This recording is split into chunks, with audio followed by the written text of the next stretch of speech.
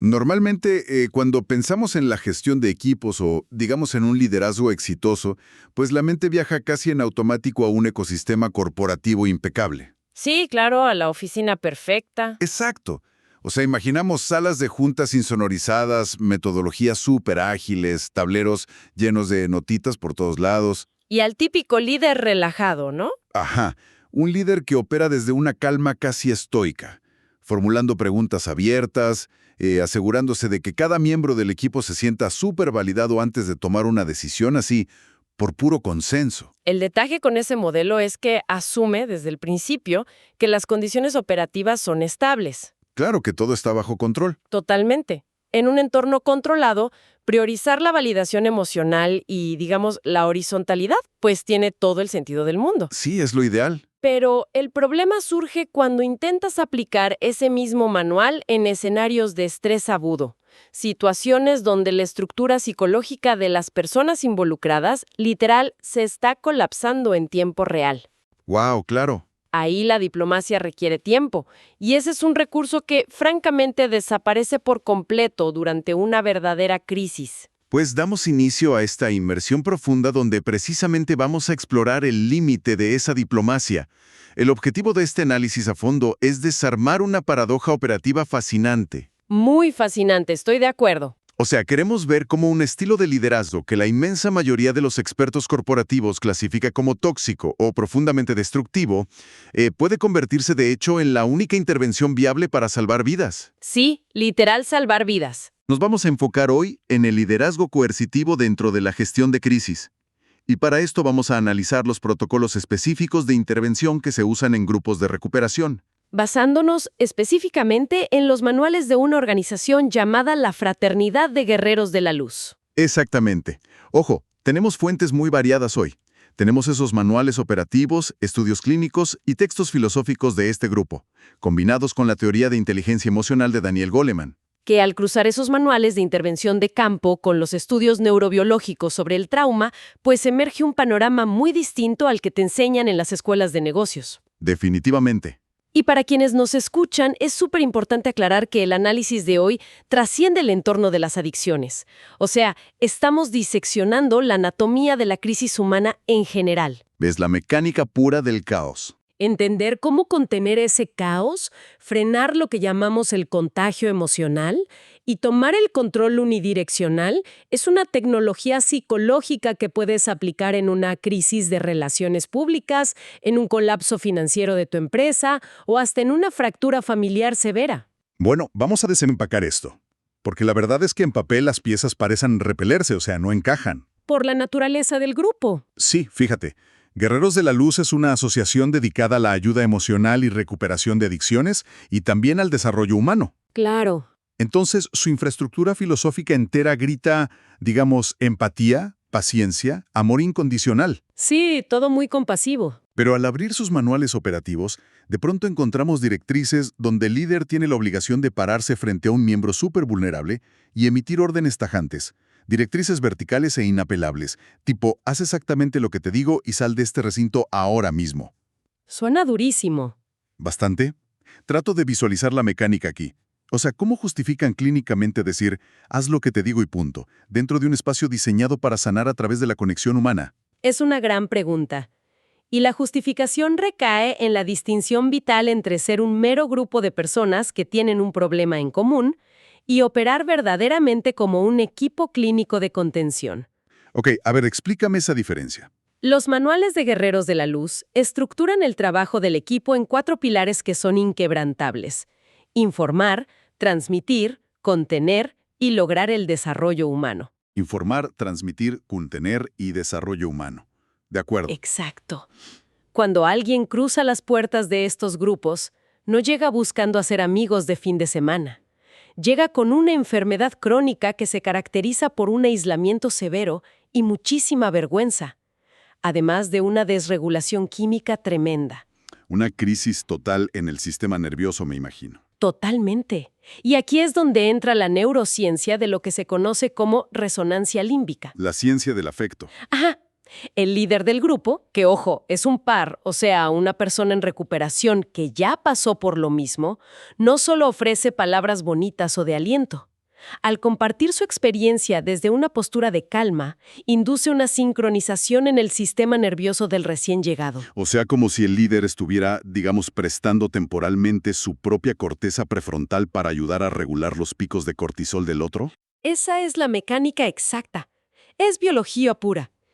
Al percibir una empatía genuina en lugar de un juicio, el cerebro del recién llegado reduce la producción de las hormonas del estrés. Empieza a bajar la guardia. Sí, y comienza a liberar oxitocina, que es este neuropéptido responsable de los vínculos de confianza. A nivel químico, el líder está estabilizando la habitación mediante el afecto. Pero, a ver, el riesgo evidente de tener todos estos cerebros sincronizados en una sola habitación es que ese canal de transmisión fluye en ambas direcciones, ¿no? Es un riesgo enorme, sí. Porque si la resonancia límbica transfiere la calma y la oxitocina, pues me imagino que también debe ser increíblemente eficiente para propagar el pánico, la ira o la desesperanza. De manera muchísimo más rápida, de hecho.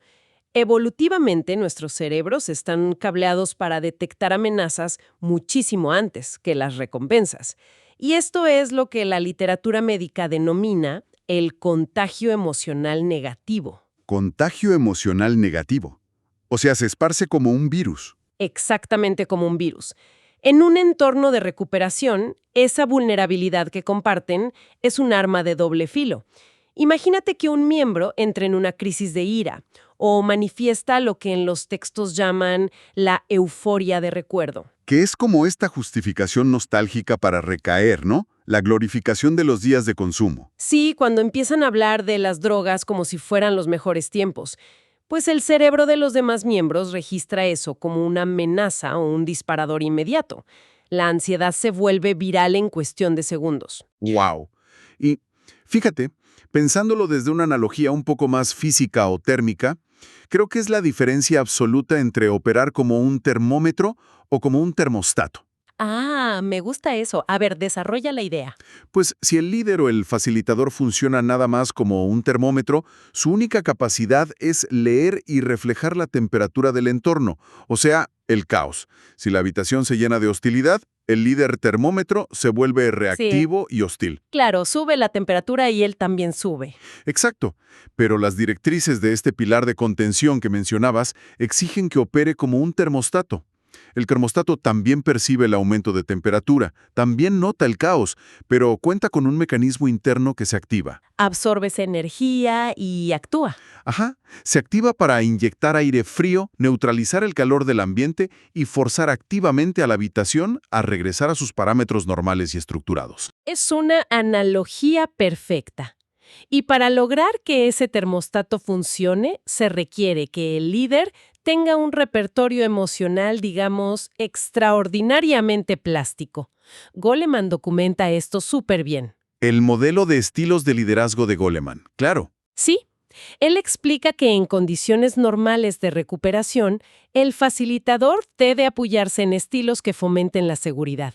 Por ejemplo, un acercamiento afiliativo. Las personas primero. Exacto. El afiliativo prioriza el tejido emocional. Y eso es indispensable cuando tratas con trauma complejo. O también puede usar el enfoque orientativo o visionario. Que es como el de, ven conmigo, tenemos una meta. Sí, traza una meta a largo plazo e inspira al grupo. Estos estilos democráticos y horizontales reducen la resistencia. De hecho, el estilo visionario tiene un impacto positivo altísimo en el clima general, de un más 0.54 en las métricas de Goleman. Aquí es donde se pone realmente interesante. A ver. Porque frente a este contagio emocional negativo del que hablábamos, el Manual de Guerreros de la Luz abandona de golpe todos esos estilos protectores y empáticos y despliega el liderazgo coercitivo. El famoso haz lo que te digo. Sí, la directriz de mando absoluto. Y las fuentes de Goleman son brutales respecto a este estilo. Dicen que marca un impacto negativo de menos 0.26 en el clima grupal. Literal, lo pulveriza. Lo destruye a largo plazo, sí. Entonces, ¿cuál es el mecanismo detrás de esa destrucción? O sea, ¿por qué decirle a alguien, hazlo porque lo digo yo, daña tanto la creatividad y trata a las personas como máquinas? Porque el liderazgo coercitivo detona una respuesta biológica de supervivencia. Al recibir una orden vertical, dura, sin contexto ni empatía, la amígdala de la persona que la recibe se activa al máximo y el cerebro se inunda de cortisol. Apaga todo el razonamiento lógico. Literalmente apaga las funciones ejecutivas superiores. La persona deja de pensar de manera creativa, deja de proponer soluciones y simplemente se limita a obedecer por puro miedo a la represalia. Se vuelve una máquina. Un engranaje silenciado. ¡Qué fuerte! Por eso, en el mundo corporativo convencional, este estilo se reserva casi exclusivamente para situaciones extremas, adquisiciones hostiles o rescates financieros cuando la empresa está a horas de la quiebra. Pero lo fascinante aquí es que al cruzar esa teoría con los manuales de recuperación, las fuentes defienden su uso. Sí, están de acuerdo en usarlo. O sea, encontramos un consenso clínico absoluto. En este entorno de autoayuda, el estilo coercitivo está médicamente justificado en un solo escenario: la crisis aguda, donde el margen de error es cero. Cero. Los manuales tipifican esa crisis aguda con criterios súper específicos. El protocolo de intervención se activa únicamente cuando la seguridad física o psicológica del equipo está bajo amenaza inminente. Y las fuentes nos dan ejemplos reales de esto, situaciones de emergencia descritas en los textos. Por ejemplo, ¿qué pasa si un miembro llega activamente intoxicado a una sesión que ya está en curso? Ese es el escenario clásico. O si alguien se vuelve verbalmente violento y desafía de forma agresiva ese contrato de abstinencia. O sea, en ese instante de caos absoluto, abrir el micrófono para un proceso democrático sería, francamente, un suicidio operativo. No puedes someterlo a voto. No le vas a preguntar al grupo cómo se sienten al respecto, ni te vas a acercar a darle un abrazo afiliativo a la persona intoxicada para negociar. Si intentas negociar en medio de un pico de caos, el contagio emocional te devora la habitación entera. La acción coercitiva, según el protocolo, exige que el líder sea tajante, unidireccional y vertical. Toma el control absoluto. Absoluto. Se asegura primero de que la persona no se ponga en mayor riesgo, como intentar manejar su coche, y después la orden se emite sin debate. Se le ordena abandonar el recinto hasta que esté completamente sobrio. A ver, voy a empujar un poco la conversación aquí cuestionando esto desde el ángulo ético o clínico. Dime. Si yo soy el facilitador y alguien llega bajo los efectos de una sustancia, es porque esa persona está en su fase más aguda. Está enfrentando un dolor abismal. Entonces, correrla del recinto con una orden marcial, ¿no contradice por completo el mensaje de amor y tolerancia del grupo? Es una duda súper común. ¿Puerta cuando más ayuda necesita? Claro que el riesgo de abandono existe. Y fíjate que es precisamente el miedo a detonar ese trauma lo que paraliza a muchos facilitadores novatos. Por miedo a lastimar, permiten que se violen los límites del entorno seguro. Y eso pone a todos en riesgo. Exacto. Porque la gestión clínica del grupo opera bajo una matemática pura de supervivencia. El facilitador no está rechazando a la persona como ser humano, está rechazando la intoxicación activa dentro del perímetro de seguridad. Claro, tienes a otras 20 personas ahí. Sí, imagínate. Tolerar a alguien bajo los efectos de sustancias en una sala llena de individuos que están luchando segundo a segundo contra sus propios impulsos de recaer compromete la sobriedad del equipo entero. La responsabilidad del líder no es el individuo aislado en ese momento, es proteger la conciencia de grupo. Claro, la escala de prioridades cambia drásticamente. Y fíjate, la imagen que me surge para ilustrar esto es exactamente igual que la de un cirujano en una sala de urgencias. A ver, me encantan tus analogías. Pues imagínate que llega un paciente que se está desangrando, una hemorragia masiva. En el momento en que se abren las puertas, la empatía contemplativa desaparece.